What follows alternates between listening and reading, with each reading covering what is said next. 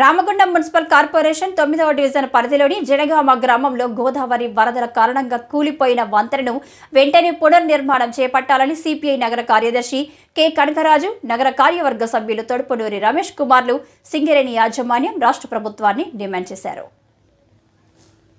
బుధవారం జనగామలో కూలిన వంతెనను వారు పరిశీలించిన అనంతరం మాట్లాడుతూ 2022లో భారీ వర్షాల కారణంగా గోదావరి నదికి వరదలు రావడంతో ఈ వంతెన కూలిపోయిందని వారు పేర్కొన్నారు. ఈ వంతెన కూలిన సందర్భంగా అప్పటి శాసనసభ్యులు చందర్తో పాటు MP Venkatesh Singareni municipal corporation అధికారులు సందర్శించి వంతెనను పునర్నిర్మాణం చేపడతామని చెప్పి సంవత్సరంన్నర కాలం గడిచినా ఇప్పటికీ ఆ హామీ నెరవేరలేదని, ఈ విషయంలో గత కొన్ని నెలల క్రితం వంతెనను నిర్మించాలని సిపిఐ ఆందోళన చేపడితే స్థానిక బీఆర్ఎస్ నాయకులు ఇంకా కొద్ది రోజుల్లో వంతెన మరమ్మతులు ప్రభుత్వం చేపడుతుందని ఆందోళన ఎందుకు చేస్తున్నారని అన్నారని వారు పేర్కొన్నారు.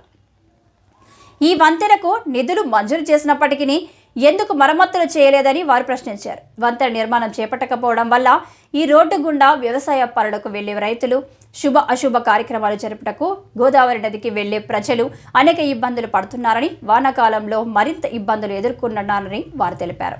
వంతెన నిర్మాణం కోసం మంజూరు అయిన నిధులు వాపస్ వెళ్లే అవకాశం ఉందని వారు పేర్కొన్నారు. ఇప్పటికైనా సంబంధిత అధికారులు ఎమ్మెల్యే మక్కన్ సింగ్ రాజ్ ఠాకూర్ స్పందించి ఇట్టి కూలిన వంతెనను పునర్నిర్మాణం చేపట్టాలని వారు కోరారు. రామగుండం కార్పొరేషన్ పరిధి 9వ డివిజన్ జనగామ గ్రామానికి సమీపంలో ఉన్న ఈ బ్రిడ్జి ఏదైతే ఉందో అది కూలిపోయి 2 సంవత్సరాలు కావస్తా ఉన్నా సిపిఐ అనేక విజ్ఞప్తులు మున్సిపల్ అధికారులకు కానీ ఇతర ముఖ్య ప్రజానాయకులకు కానీ విజ్ఞప్తులు ఇచ్చినప్పటికీ దీన్ని ఏమాత్రం పట్టించుకోకపోవడం శోచనీయంగా ఉంది. ఇక్కడ ఉన్నటువంటి జనగామ 9వ డివిజన్ మరి మున్సిపల్ కార్పొరేషన్లో ఉందా లేదా అని మేము ప్రశ్నిస్తూ ఉన్నాం సిపిఐగా. అదేవిధంగా ఇక్కడ ఉన్నటువంటి జనగామ గ్రామ వాస్తవ్యులంతా ఇక్కడ ఏదైనా గోదావరికి వెళ్ళాలంటే, ఏదైనా పుణ్య స్నానాలు చేయాలన్నా, అశుభ కార్యక్రమాలకు వెళ్ళాలన్నా ఇదే ప్రధానమైనటువంటి దారి. మరి వర్షాకాలం వచ్చిందంటే లాస్ట్ ఇయర్ మేము వర్షాకాలంలో ఇక్కడ చూసినాం, సందర్శించినాము.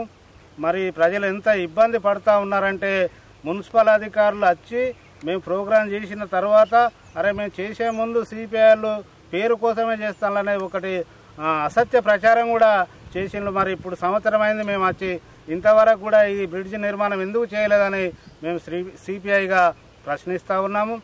అదేవిధంగా దాదాపు 60 లక్షల రూపాయలు శాంక్షన్ అయినప్పటికీ ఆ నిధులు మురిగిపోయి వాపసు పోయే ప్రమాదం ఉంది. కాబట్టి ఈ యొక్క బ్రిడ్జిని ఇప్పుడు గెలిచిన శాసనసభ్యులు మక్కన్ సింగ్ అన్న దీనిపైన దృష్టి పెట్టి వెంటనే అధికారులకు ఆదేశాలు ఇచ్చి ఈ యొక్క బ్రిడ్జిని వెంటనే నిర్మించి ఈ జనగామ గ్రామ ప్రజలు ఎదుర్కొంటున్న ఇబ్బందిని నివారించాలని మేము సిపిఐగా డిమాండ్ చేస్తూ ఉన్నాం.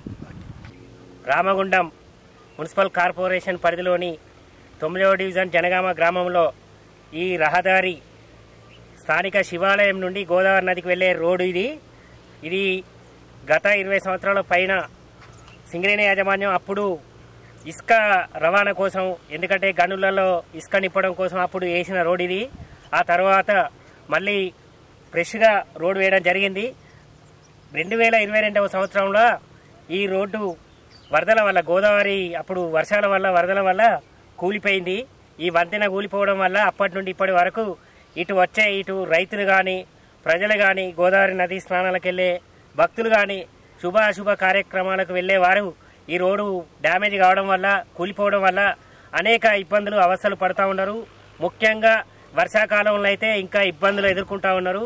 కాబట్టి ఈ విషయంలో మేము గతంలో సిపిఐగా కూడా ఈ రోడ్డు వెంటనే పునర్నిర్మించాలి, ఈ వంతెన పునర్నిర్మించాలని చెప్పినప్పటికీ కూడా అధికారులు వచ్చి చూడడం తప్ప ఇంతవరకు ఎలాంటి దీని యొక్క పనులు మొదలుపెట్టలేదు.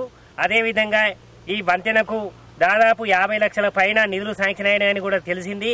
నిధులు శాంక్షన్ అయినప్పటికీ కూడా ఇంతవరకు వంతెన నిర్మాణం ఎందుకు మొదలుపెట్టలేదని చెప్పి సిపిఐగా మేము ప్రశ్నిస్తా ఉన్నాం. అటు సింగరేణి యాజమాన్యం కానీ, ఇటు మున్సిపల్ కార్పొరేషన్ కానీ వెంటనే స్పందించి ఈ నిధులు వాపసు పోకుండా వెంటనే ఈ యొక్క వంతెనను పునర్నిర్మించాలని చెప్పి సిపిఐ జనగామ గ్రామ సమితి తరఫున నేను డిమాండ్ చేస్తా ఉన్నాను. ఈ కార్యక్రమంలో సిపిఐ నాయకులు తాళ్లపల్లి మల్లయ్య, గుంపల కుమారస్వామి, జైపాల్ రెడ్డి, కల్వల జగన్ తదితరులు పాల్గొన్నారు.